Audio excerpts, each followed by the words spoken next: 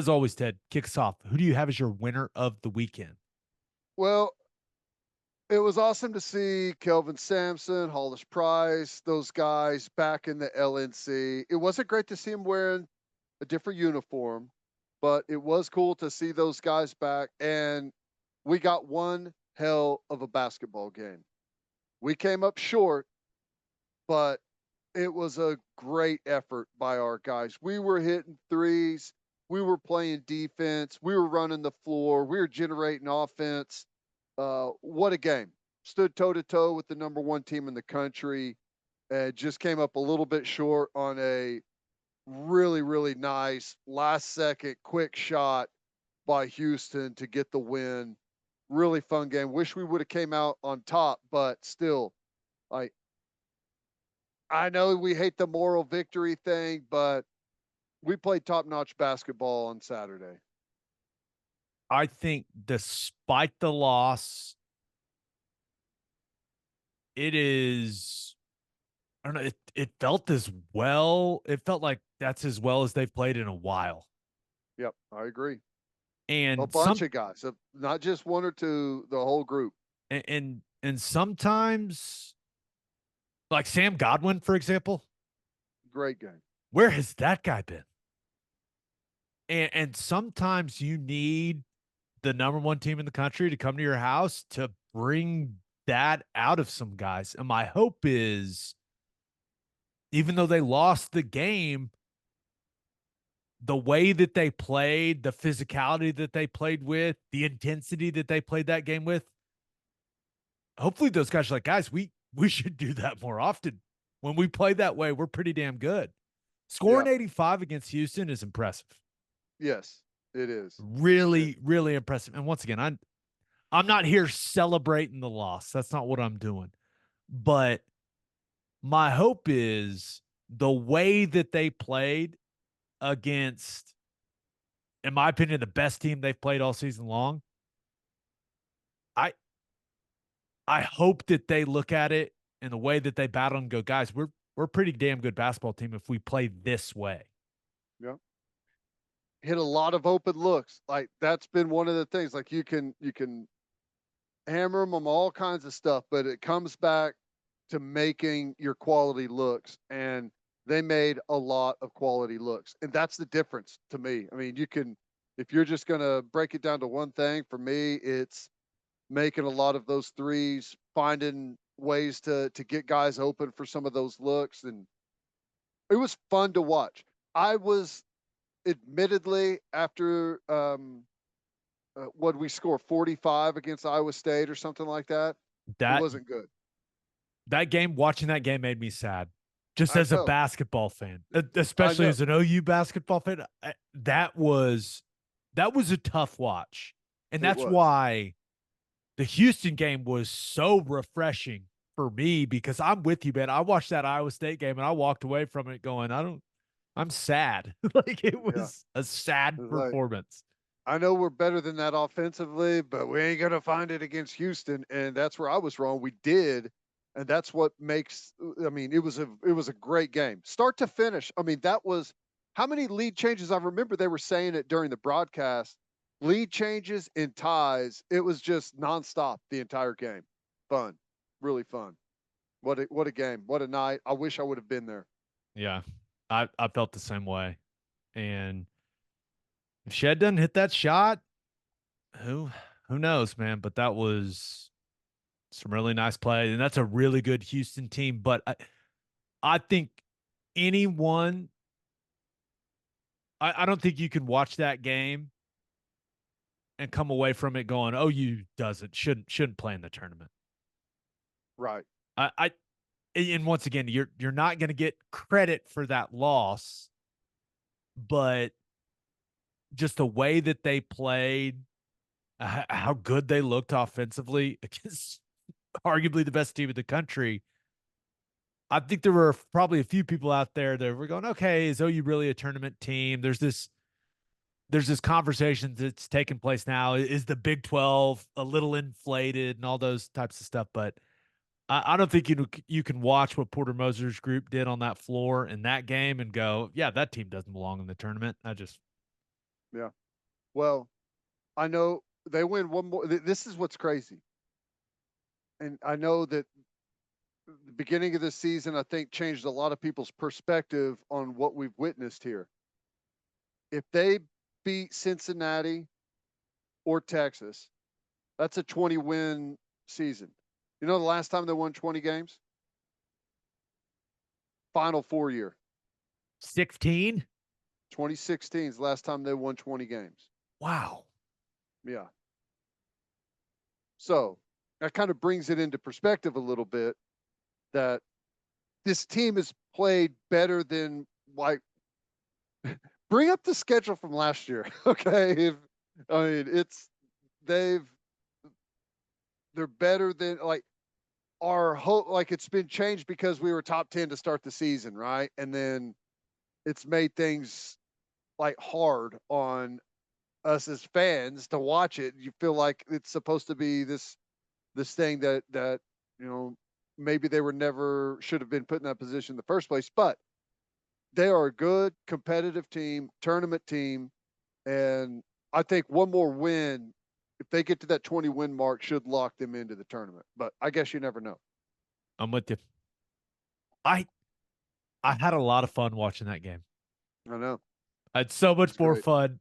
Both were losses, but the feel like I had after the Houston game, if you compare it to the feeling I had after the Iowa State game, not even close, man. Getting scrapping, fighting for rebounds, trying to knock the ball out on like that late exchange where they knocked that rebound out and hit that three. I mean, it was fun. It's more of that, please. That was great. Yes. Play like that more. That's it. That's all we ask. All right, who do you have as your loser of the weekend?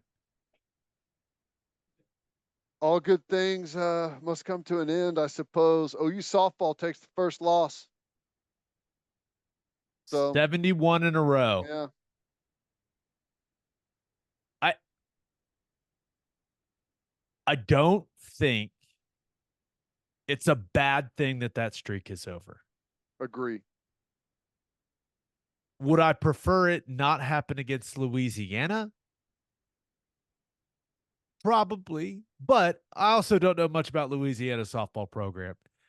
All I I'd know is rather it that happen to pitcher. Louisiana than Texas or Oklahoma State. That's a great point. But what was her name? Ria Seto, the pitcher for them. My goodness, what a performance! Yeah, she was nails. Didn't back down all the way through extras, everything. And they had a hard time. I mean, typically when OU goes through the lineup the second time, and then if the third time, if they're seeing the same pitcher, it's usually like you're about to see some fireworks. So I don't know exactly what she was doing, but they were having a hard time really zeroing in on it. Yeah. Did Patty Gasso handled it extremely well. I was watching her post game press conference, but it is one of those things where if they're going to lose one, I like them losing early, kind of refocus everything. But I also wanted them to start off with like a massive winning streak at Love's Field. But hey, Yeah. you can't. Sometimes it doesn't go that way. It is what it is. My God, does that stadium look awesome though? Like the overhead Yeah. shots, that was awesome. That was cool. And here's the thing though, and I will let others that know more about it really speak to it, but and it's really early. I'm wondering if there's and here we are like the streak is over and we're worried about the flaws in the team. But they offensively or I guess pitching wise, they've been giving up quite a few runs. So like I don't know if there's like a legit thing to be concerned about there or not. I don't know. Yeah. I will say that first game, the opener, Nicole May steps into the circle and they scored 3 runs right off the bat. I was like, wait, what's going on here? But Yeah, I was like, I was worried they're going to lose the opener. Was Kinsey Hansen hit the walk off right? Was that the opener? I They play so many games, man. They I all know. run together now. I think she hit a walk off in the opener to snatch the win there. You're But right. That was the but hey, nothing wrong with a little excitement in our lives. Blowing everyone out is boring, people. Come on. I totally agree. And um, Aaron Miller was on the broadcast on ESPN Plus, and she's like, "I think there's going to be a rough week of practice ahead for these girls because they just weren't clean. I mean, they weren't as clean as we're used to seeing them. So that can go a long way. Learn Getting from it. used to the new field, getting used to the new surroundings. It'll be fine. I'm not worried about it. Not worried about it. But Yep. yeah, it was I I did not see that one coming. Thought they were going to steamroll them, but hey, Yep. they'll end up being better for it, Ted. That's the hope. Let's finish up with my winner and loser. But first, attention business owners, you need Insurica in your life. Insurica is one of the country's largest insurance brokers with 30 offices throughout Oklahoma, Texas, and the Southwest. Insurica is able to customize programs by accessing the latest information from insurance carriers. They compare and contrast coverage offerings and pricing in order to design a cost-effective, comprehensive program to meet your business's specific needs. If your business partners with Insurica, you'll save huge amounts of money and take back control of your total cost of risk. If your business wants to be best in class, connect with Insurica at insurica.com. That's INSURICA.com. And head to opolisclothing.com for our podcast merchandise and the best OU gear out there. That's OPOLIS clothing.com. Use promo code TED, TED, for 10% off. That's opolisclothing.com. Use promo code TED for 10% off. Buttery soft and 10% off. All right, for my winner of the weekend, thought about going with the Boston Celtics. Did you see that? I saw it was on. I did not watch it though. Beat They down, huh? they beat the Golden State Warriors by 52 points. Whew. 140 to 88. I mean, Gabe just went completely off the rails. And I was excited for that one because Boston had won, I think, 10 in a row coming into it. Golden State had won 11 out of 13 coming into it. Golden State found their mojo a little bit. I'm sitting there, okay. Steph Curry, even though a little knee soreness or something, let's see how this looks. In the second quarter, it was it was a bloodbath. Boston's really good, dude. Yeah, I mean, this just in. The team I with by far the guess. best record in the NBA is really good, but 48 and 12, and man, they are looking like I know it's hard to write Denver off because of Jokic and what they did a season ago. The Clippers with what they've got going on. Now, some people want to throw the Thunder in that conversation. I definitely want to throw them in there, but the youth, that's always going to be brought up. But Boston is just they look strong. Yeah. And I think there's also something like some of these teams. I think Golden State would probably qualify. Like Denver definitely qualifies. Like some of these teams that have had some recent really good success. I mean, part of it is like, listen, you want to fight that fight, go ahead. We're we're saving up for the playoffs to a certain degree, right? Whenever you start to get later in the season and you have a bad second quarter, sometimes it's like, all right, boys, we know what's going on here. So, I it all will equal out to some degree when you get into the postseason. But the other point is like sometimes you just don't have the ability to hit the gas like you used to. You should have to do something for your fans if you get beat by 50. You know how there's the things at the games now where everyone gets like a free taco or a free slice of pizza, or these kind of promotional things. If your fans have to sit there and watch you get beat by 50, they deserve a free taco or something. And I know it was on the road, but Free refills on the way out of the stadium yeah, or something. something, man. If you were a Warriors fan in Boston having to watch that, you deserve to walk out of there with something for free because it was just, I mean, absolutely brutal. Oh, that's funny. My winner of the weekend though. I'm going Xavier Worthy, and I know OU fans, we got our jokes off, right? Yes, he couldn't score a touchdown. Right? Epic goal line stand. Couldn't get in for the touchdown. His production was solid at Texas, but that dude was flying. I make all the jokes you want. That dude was flying. 4.21, new combine record. It was cool to watch. The celebration afterwards. And I respect the fact that he went, what did he go on his first one? 4.25. Mm-hmm. He could have easily said, I'm done. 4.25 is on the board. That's all I need. That is blazing fast. But to his credit, he said, I want to go get that record. And he went and got it. That's crazy. It's pretty cool. Pretty cool. An Pretty cool. insane speed. I know. And I don't want to sound like a hater, but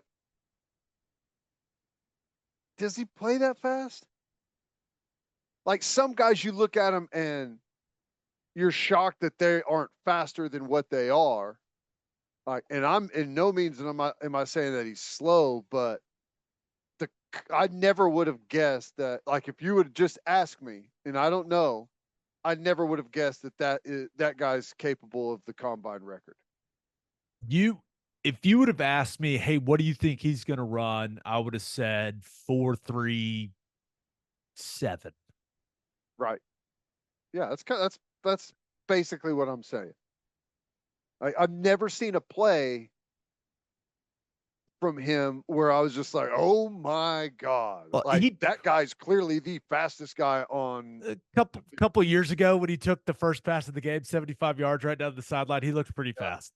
He did. Did you see Deshaun White's tweet? He said, and you guys were all saying I'm slow, and this man's out here running 4.2. Pretty good. Well done, Deshaun. Way to go. No, Pretty good. It was you watch the combine for moments like that. Yeah. Right. For these just freaky displays of athleticism. And that was cool. It was fun to watch, man. Congrats cool. to Xavier Worthy. Yep. That will not hurt him in the draft process, that's for sure. I think he may have made a few dollars There's with that no 40 doubt. time. Yep. For my loser of the weekend. Thought about going with the New York Knicks. Not good. Non-contact injury to your best player. Not good. We'll see what ends up happening with Jalen Brunson, but weak the knee. Really killed the buzz of that game. He's been so good, man. And it seems like he's Mr. New York City now. That sucks. Did not look good. Yeah. I'll tell you that, like, I don't know how good the Knicks are now. I haven't seen them. But I think the Knicks may be, in the time I've been watching sports, 25-ish years, maybe a little bit more, they may be the worst team during that entire tenure of any professional sports team that I can think of. 25 plus years. No threat ever of any time that I can remember to do anything of consequence throughout. Sometimes maybe they've been okay and made the playoffs, but like the biggest thing I can remember happening from the Knicks was Linsanity. Okay. I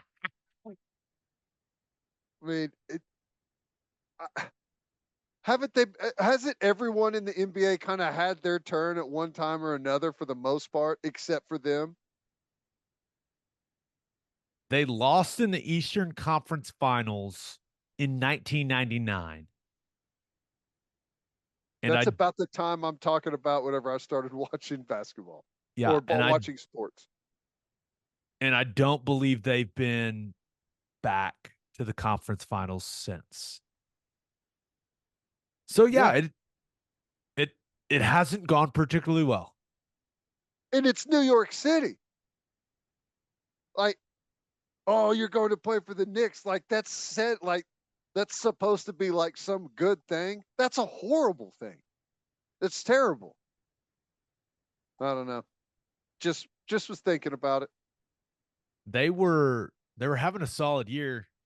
I think as of today, they were the 4 seed in the East, but if Brunson's hurt, they're toast. So we'll see. But Their most famous period is when they would lose to Jordan in the Eastern Conference in the playoffs with Ewing.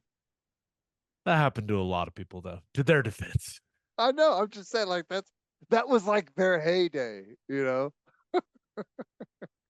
the good old I days did not where know we you got were a ran out Knicks of the hater. playoffs. Look at you.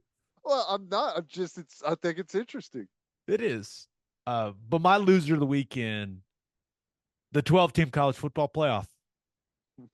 Because I think we're only getting it for 2 years, Ted. What do you think? 14-teamer.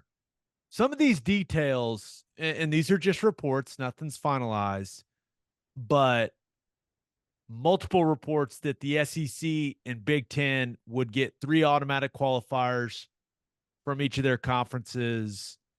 There's also, I guess, discussions that the SEC champ and the Big Ten champ would be the 2 teams that get buys in a 14-team college football playoff. Big 12 and ACC would get 2 automatic spots each. This is a lot, man. We haven't even seen how the 12-team playoff is going to work with the 5+7 model. And now it seems like the SEC and the Big Ten, they want theirs, man. They're throwing their weight around. I think 3 automatic qualifiers is. I like when you just hit me with it, and I've seen it previously and talked about it, but I think it's stupid. I mean, I understand that they have the ability to negotiate that and they're going to try. Like I get that, but I, I don't know. It just 3 automatic qualifiers. It seems like a bit much for me. But here's my main problem. If it's going to be 14, it should be 16, and no one should get a bye. My problem with the bye in college football, in the NFL, it's totally different because they play so many games and the schedules are nearly identical. I mean, there's a little bit of difference between them, but the teams are so close. The schedules are really close. But in college football, there's such a big, like even in the conference, like if you look at our schedule next year and then look at like Missouri's, it ain't even close. So in my opinion, I don't think you should be able to earn a bye because of how large the discrepancy in schedules is from one team to the next. That's basically the point. So if you're doing 14, you might as well just do 16 and And eliminate the conference championship game. yeah, and maybe that's what they end up doing. But if this is the system, the buys should go to the 2 highest ranked teams. I don't care what conference they're from. Yeah. And maybe this is just the Big Ten and the SEC making some big asks to where they land, where they're just getting like a bigger piece of the CFP revenue or something. And they're throwing Well, some stuff yeah. out there like that to get more of the, like a larger piece of the pie. But I don't know. But I don't think it makes any sense to predetermine what conference champions are getting a bye. Right. I I don't agree. think that makes any sense at all. Well, I think the reason it makes sense on their end is if you have a 14 team playoff, how much does the conference championship mean to us? I I get, yeah, we'd be SEC champ, but we're playing an extra game that in the grand scheme of things towards winning the title doesn't matter unless you attach something to it where the winner gets a bye. You know what I'm saying? Yeah. Because No, yeah. I understand what you're saying. if you're playing 14 team playoff, it's like, why? Like, we got some guys banged up, coach. Like, what, you know, We don't have to win it. We're in. We're automatic qualifier. There's no reason for us to to sell out to win this football game. Let's rest some of our star guys, get some injured guys back. We'll take the loss, but the worst thing is we host a home playoff game instead of getting a bye. So I don't know. That's kind of the things that they have to kind of work through a little bit, I think. I've heard some people over the last couple of years suggest that the conference championship game in this format where you get 3 automatic qualifiers, where it should be your number 3 team versus your number 4 team, and the winner gets a spot. I like that. Yeah. That would create some drama because then it's really then I get it's like a play-in game. Exactly. Yeah. I like that. That would be fun. Now I don't know how all of that would work for the top 2 teams in the conference. You would assume that they're going to be in the playoff, and just the highest ranked one's going to be the higher seed. But if 14 is the number, I think it should be the 4 conference champs and then 10 at-larges. That's what I want. That way, the regular season, like, and winning a conference title feels good. If you're going to connect it to that and still play conference championship games, and then the top 2 teams in the country should get the bye. Yeah. That seems the easiest way to do. If 14's the number, 4 conference champs, 10 at-larges, number 1 and number 2 get the bye. If that's the number. Yeah. That's how they should do it, in my opinion. Yeah. I agree. I mean, there's a lot of fun scenarios to think about and cool ways you could do it. But remember, none of that matters. They don't care what you think. It's all about what will make the most money. Which is fine, I guess. I mean, it's just the nature of that's how it goes.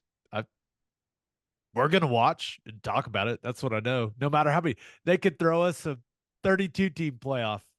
Hey, I am thrilled with the 12-team playoff. I will be even more thrilled. Like, the better thing about the 14 is you only have 2 bye teams and you get a bigger round of home playoff games. And maybe I'm not as much in the majority as I think, but to me, the coolest thing about the playoff is the home playoff games. Like, that is like the coolest thing about these playoffs to me. And if you get more of that, sign me up. I'm with you.